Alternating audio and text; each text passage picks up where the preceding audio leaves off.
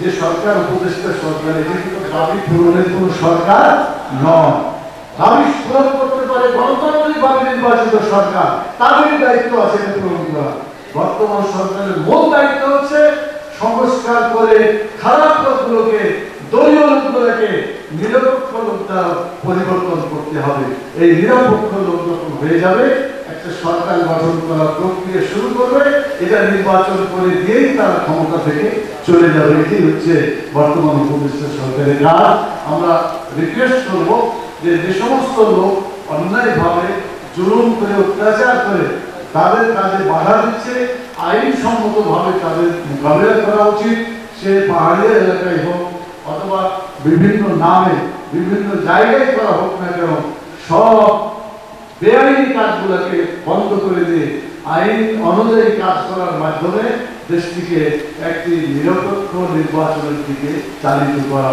আল্লাহ তাআলা তাদেরকে নিরপেক্ষ কাজ করার তৌফিক দান করুন এবং জনগণের ভোটে নির্বাচিত সরকার এখানে আমাদের হাতে ফিরিয়ে দিয়ে আমরা যেন নির্বাচিত সরকারের অধীনে চলাফেরা করতে পারি, আমাদের অধিকার পেশ করতে পারি।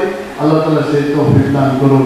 আমরা বর্তমান সরকারের কল্যাণ কামনা করি এবং কাজের ব্যাপারে আমরা সহযোগিতা করতে রাজি আছি, যখন যেখানে তারা চাইবে ইনশাআল্লাহ। মসজিদ মিশন একাডেমি, এই একাডেমিকে তারা দখল করেছিল না করে নাই?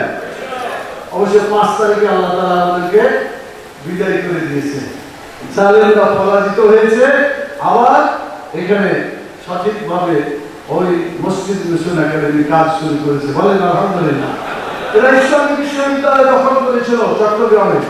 5 তারিখে সবাই পালিয়ে গেল চোর এবং ডাকাতরা, এবং সেখানে আবার সেই কমিটি, আগের কমিটি আবার তারা সেটা পরিচালনা করছে। বলেন আলহামদুলিল্লাহ।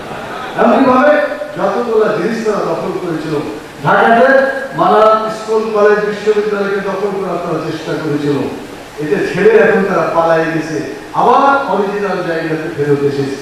আমি আপনাদের কাছে বলবো, এই লুটপাটকারী, ধ্বংসকারী, চর দখলকারী এই সরকার, এই দলটি যেভাবে বাংলাদেশ শাসন করেছিল, এটা ভাষায় বর্ণনা করলে আজকে গোটা সময়কারী তাদের জন্যই এই কথাগুলো বলতে হবে।